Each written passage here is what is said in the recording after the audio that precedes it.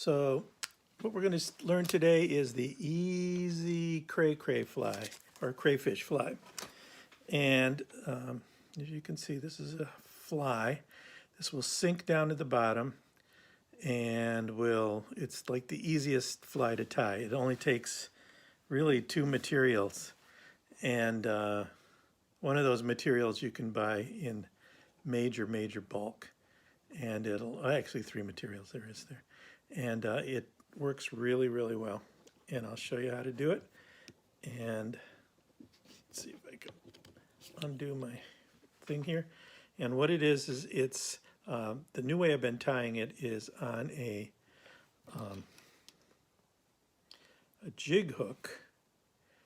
And these jig hooks are really cool because they allow you to bounce things off the bottom without hooking up. Okay, and this one is a pretty big hook. This is a #1 size hook, but for the kind of bass that this goes after, that's what you want. So let's start it off real quick. This is also one of those times when I actually use my rotary, the rotary function on this.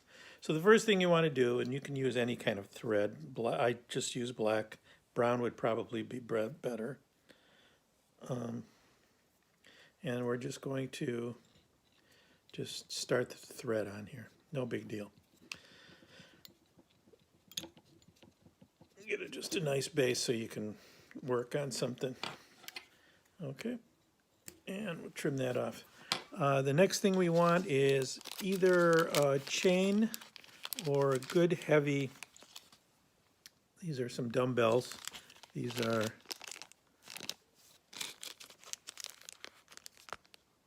the large size. These are pretty heavy. Since I mostly fish in the Huron, that's kind of what I need. Now, on this hook, you'll see how it bends this way. So the weight we want up on this end so the fly will run hook up. So we're going to tie this big heavy thing on here. And you just do that with a figure 8. And I may not do it quite as much as I normally would, just to speed things up a bit. But I've been finding these jig hooks it's like changed my life. Okay. And then just take it down. Just take it down at the end. Seems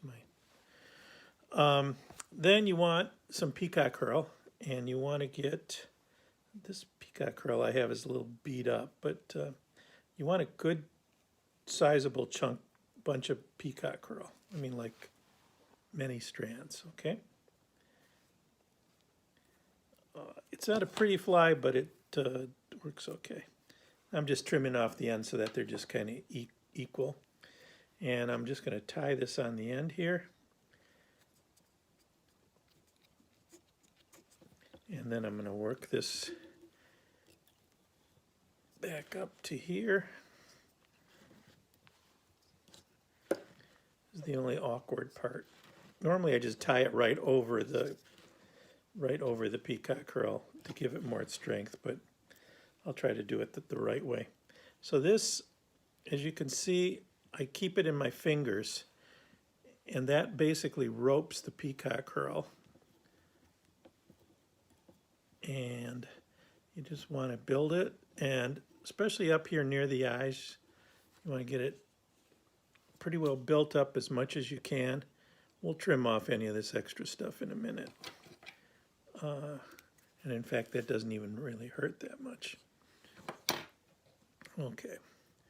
We'll also be super gluing a little bit here at the end, so everything will tighten up. Now here's the secret sauce. You get a really nice bit of twine. This is that 3-strand jute, and you want to make it a pretty good size piece, maybe about 2-3 times the size of your fly.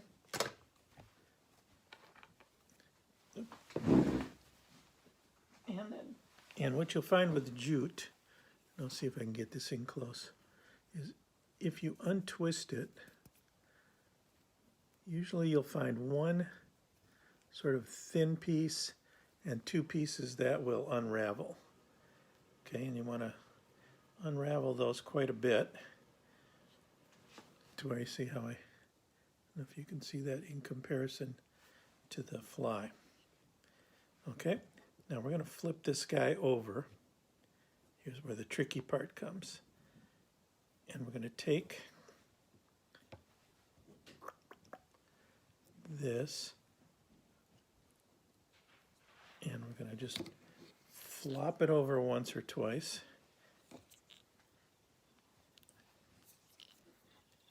And I don't know if you can see what I'm doing here.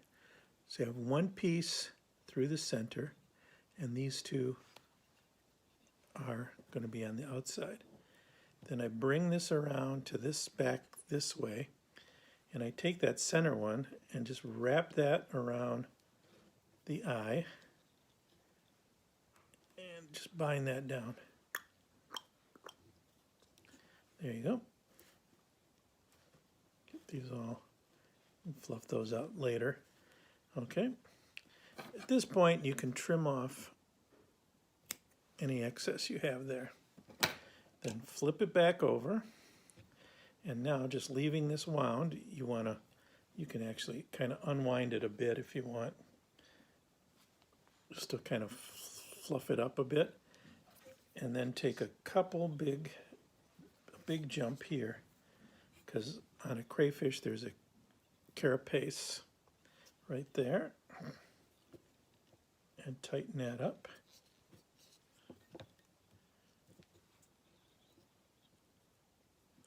And then a couple spirals down to the tail, because there's a segmented tail. Then bind that really well down there. Then take this and give yourself a good, I don't know if you can see, here's the eye, and I'm giving it quite a bit of something there, quite a size. Okay, so we're going to finish off this. You can use a whip finisher if you want. Trim that off, and the fly is done at this point. Now this part, you may be going, but why did you do that, Mike?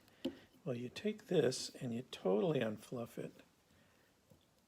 And actually I made this a little smaller than I normally do, and kind of wrap it on either side of that thing. And then that becomes your tail. That looks a little sloppy. Trim that off. These are always the worst ones. And then now, I use this real high-tech glue. I'm going to glue. Now this fly gets beat up because it's dragging along the bottom.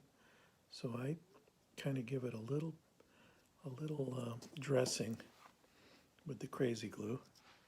And make sure the bindings are all real tight. You get right down in there with that eye.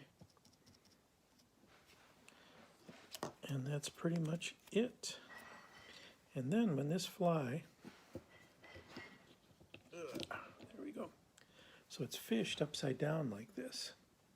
And because of this tail, it kind of acts as like a little thing. So it's going to flip and flip and flip.